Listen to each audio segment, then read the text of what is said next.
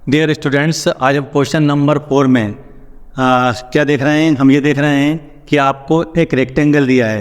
Rectangle की जो length है वो 10% इंक्रीज़ हो रही है, यानी कि 10% बढ़ रही है, और जो विड्थ है यानी कि जो उसकी चौड़ाई है वो 10% कम हो रही है। ठीक है, यानी लेंथ 10% बढ़ रही है और विड्थ 10% कम हो रही है। इस कंडीशन में आपको ये बताना है what will be the change in its area, यानी जो इसका जो एरिया होगा उस पर कुछ बदलाव होता है या नहीं होता है। अगर होता है तो किस तरह का होता है। हमें 4 ऑप्शन दिए हैं, आप देख रहे होंगे 4 ऑप्शन हमारे पास दिए हैं। तो इस तरह का पैटर्न का जब क्वेश्चन आता है माय डियर स्टूडेंट्स, तो उसमें ये फार्मूला लगता है। इस फार्मूले का पूरा डिस्क्रिप्शन हमने यहाँ पर दे दिया है, आप बोर्ड पर बहुत आसानी से देख सकते हैं। कुछ नहीं, इसमें हमने यही बोला है कि अगर कोई साइड x% इंक्रीज़ हो रही है और कोई साइड y% डिक्रीज़ हो रही है, तो उसका जो एरिया होता है या तो वो इंक्रीज़ होगा या डिक्रीज़ होगा। 2 ही कंडीशंस हो सकती हैं, इंक्रीज होगा या डिक्रीज़ होगा। उन दोनों ही केसेस में हमको ये फार्मूला लगाना है। बस इतनी सी बात यार हमको यहाँ पर ये रखना है। अगर प्लस का साइन आता है यानी पॉजिटिव साइन आता है तो एरिया इंक्रीज़ हो रहा है, और नेगेटिव साइन आता है तो इसका मतलब ये है कि एरिया डिक्रीज़ हो रहा है। डियर स्टूडेंट्स, यहाँ पर आपको लेंथ 10% इंक्रीज़ दी है, यानी कि सीधी सी बात ये है, आप ये समझ सकते हैं यहाँ पर एक्स की जो वैल्यू है वो 10 है। ओके, इसी तरह से आपको जो विड्थ है वो डिक्रीज़ हो रही है 10%, यानी कि यहाँ पर y की जो वैल्यू है वो भी 10 ही है।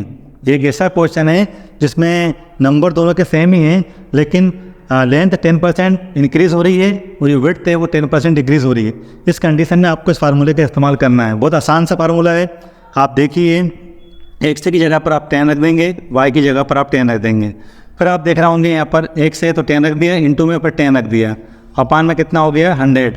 आप अच्छी तरीके से जानते हैं डियर स्टूडेंट, 10 में से 10 गए कितना बचा 0, माइनस अब ये हो गया 100, है ना, ये हो गया आपका 100, यानी कि अब इसको कैंसिल करेंगे तो यहाँ आएगा -1।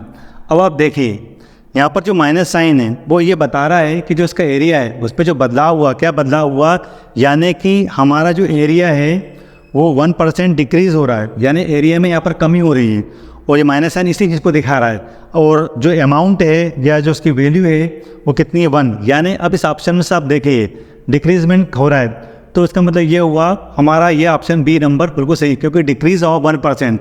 यहाँ पर हमारा जो रेक्टेंगल है उसका जो एरिया है वो 1% डिक्रीज़ हो रहा है। इस तरह से ये क्वेश्चन सॉल्व किए जाते हैं डियर स्टूडेंट। ये पैटर्न वाइज क्वेश्चन होते हैं। आप पैटर्न्स को ध्यान में रखिए ताकि कंपटीशन एग्जाम में कम से कम समय में आप उन क्वेश्चंस को सॉल्व कर सकें। For more updates, please like, share and subscribe our channel, and thank you so much for watching this video.